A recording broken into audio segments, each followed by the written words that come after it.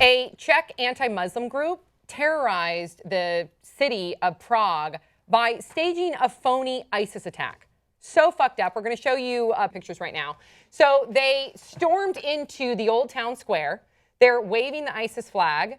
They have a camel. They also had a number of hostages, fake hostages, and we don't know what they were going to do to the hostages because it was shut down before them, but they also had guns. And the guns, though, even though they were firing, we don't know if they were blanks or if they were just fake guns that made loud noises. That has not been described yet. But the leader, according to Mike.com, the leader of the group, quote, was led by Martin Konvika, a populist political activist who opposes Islam in Europe. Konvika said the point of the demonstration was to make people take seriously what he says is a threat posed by Islam. He has this Facebook group. It has 11,000 likes. It is titled, "We Do Not Want Islam in the Czech Republic." And he uses that forum to talk about anti-refugee and anti-migrant sentiment. Very xenophobic. Thoughts, 5 words or less? You're being stupid. No. You're instilling fear and hate too. I know that's 6 words, but it's like, yeah, it's like you're. So I was interested when you listening to you, like, okay, what is this guy's point? That's what when I was reading through the story, like, what is his point? What is his message here? Because a thing that I like that we talk about a lot on the show is the intention. What is the intent behind an action? Let's try and understand and see it from that perspective. And I hear where he's coming from. But I think he, like, I get it. Like, Muslims are a little scary. But what I'm saying is, like, I'm understanding what he felt that his message was, and that his way, what he was trying to prove with this act.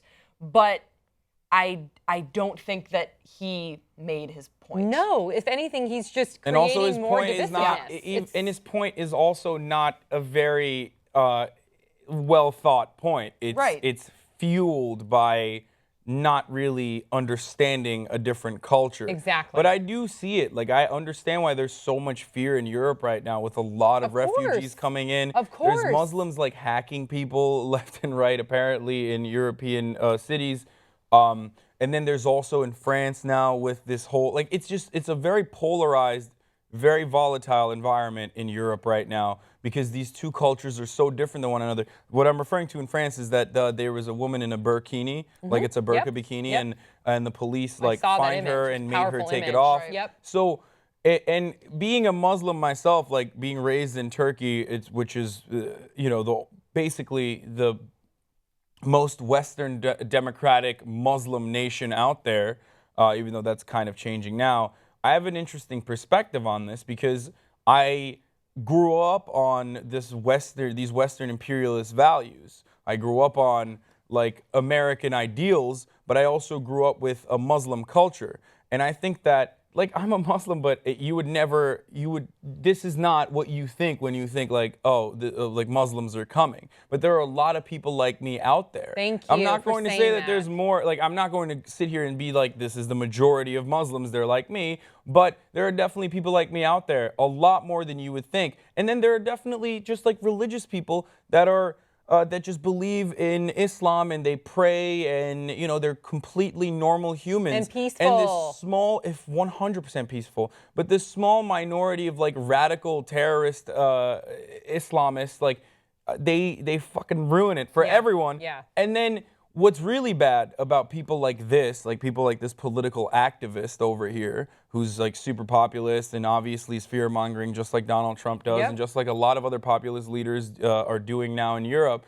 What's scary about it is because it works for the uneducated. Yeah, it does. And it's not representative of Islam in general, but they make it seem like it is. And that increased polarization is basically like the best thing you can do for ISIS. Right. Because if people don't feel safe, when they're leaving their own countries because they don't feel safe in their own countries, and they come to Europe thinking like, this is it, like I have a new shot at life now, I finally, after years of trying, after swimming through fucking the sea and, going through border patrol and all these rigorous background checks, like I got my family to Europe.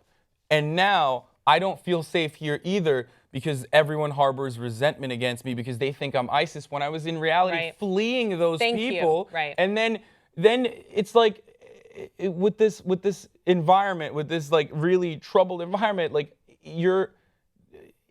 they're going to want to eventually maybe feel closer to that ISIS mentality. It's counterintuitive, it's counterproductive, it's hurtful, it's marginalizing a group of people. And what's really sad too is you look at, if you were to look at this, so this day was very intentional. The day that he picked was intentional because it was the anniversary of the 1968 Soviet invasion in I believe in Czechoslovakia. If that makes sense. I believe it was that same day, so it was very intentional. So there's already a lot of people at that Old Town Square. He and his team went to the town hall, and they went to the police department and got permission. However, this is where it gets misconstrued. So many people are up in arms saying, oh my God, I can't believe the police allowed them to do this. I can't believe the town hall granted them permission. Now, they presented it much differently.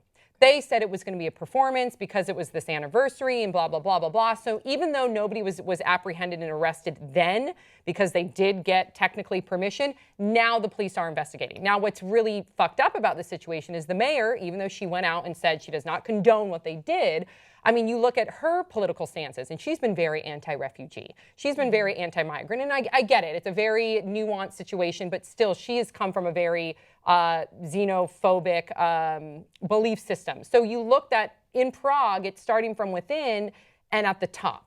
And that's what's really alarming. Yeah, and it's not even just Prague either. It's like a lot of European communities. But specific to the story, I'm saying. Yeah. Right, and I think that people are going to take their lead from the leaders that they elect. Of course. And so it's a good point to bring up, Sam. And I would just like to say, I feel like this demonstration was really short-sighted because just as we've heard from you, Hassan, and as I'm hearing from you as well, Sam, is that there is absolutely a discussion that needs to be had with what's going on in Europe and the tensions that are there right now. And it just seems like this was such a missed opportunity. If they want to have a discussion, they want to get people talking, this isn't the way to do it. They don't want to have a discussion. No, they don't want to have a discussion. They don't want to look at their Facebook page. They don't want a discussion. There's no discussion because they think that they're misconstrued. They have a misconstrued idea of like what Islam represents. They believe that they want to kill all gay people. Like they're not accepting, they're intolerant, when in reality, they are the people that are also being intolerant towards this community of individuals, most of them who wouldn't give a shit about wouldn't give a shit more than a regular conservative Christian would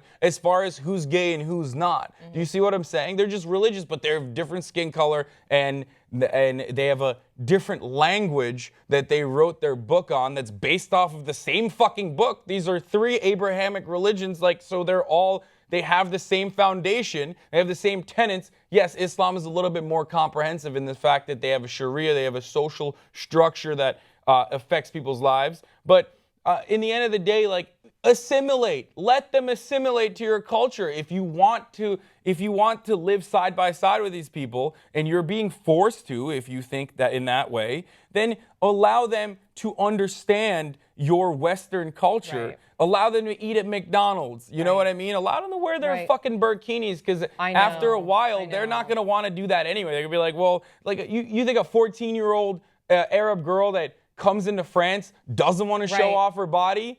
No, if she wants to, she's going to. No, I'm just saying, no. Like a young teenager who was brought up in this culture is going to see that and want to do it on her own. Right. So just, if you want that to happen, if you want us to have a more peaceful and understanding way of life as far as all of these different cultures, then you need to accept them into your society. Yes. And using fear to just further your own message of hatred and bigotry is so unacceptable. It's so gross. It's so unacceptable. And every religion is going to have, and it's not even religion, because I wouldn't even call these people religious. These are just extremist fundamentalists, and they use religion as their crutch. But every religion has their outliers that hijack the message. And that's what's bullshit. Yeah. And go ahead, sorry. So basically, what I'm disappointed in is that I would hope that groups, from both sides, from both opposing sides, I don't understand why there isn't a sense of urgency. Is whoa, shit is hitting the fan. Let's get together and have a dialogue. Because some people don't want that. They feed off the divisiveness. People like this person, this political activist, doesn't want dialogue. These are sociopaths. It's just people like so that difficult for me to,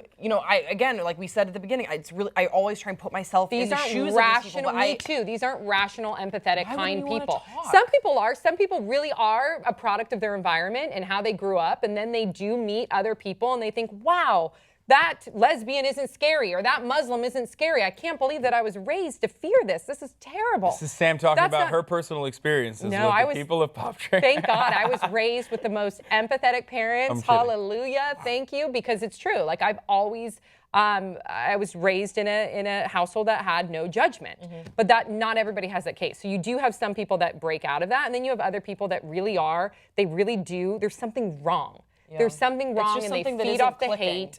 Yeah, and I think at the end of the day, can you imagine being one of those people in Prague? I mean, my parents were just in Prague like 3 weeks ago. If you're sitting there having a cup of coffee in the middle of Old Town, and then all of a sudden you see this rush in, that's horrific. They actually had like, and I know we don't know if it was blanks or if it was just like loud fake gun noises, but they had that happening. They had fake hostages. That's terrifying. And I know some people, if you continue to look at the photos on a different website, you start to see that some people started to kind of see through it, and that's when people started videoing and taking pictures. They thought, okay, maybe this isn't actually ISIS. But the initial 5 seconds, 1 minute, 2 minutes must have been absolutely traumatizing. Yeah. And it's unacceptable, and there should be consequences brought to this group. And I hope that the mayor and the police continue their investigation and they follow through with that. Wow. Okay. Wow. Please share your thoughts in the comment section below. Don't forget to subscribe, and we'll see you next time on Pop Trigger.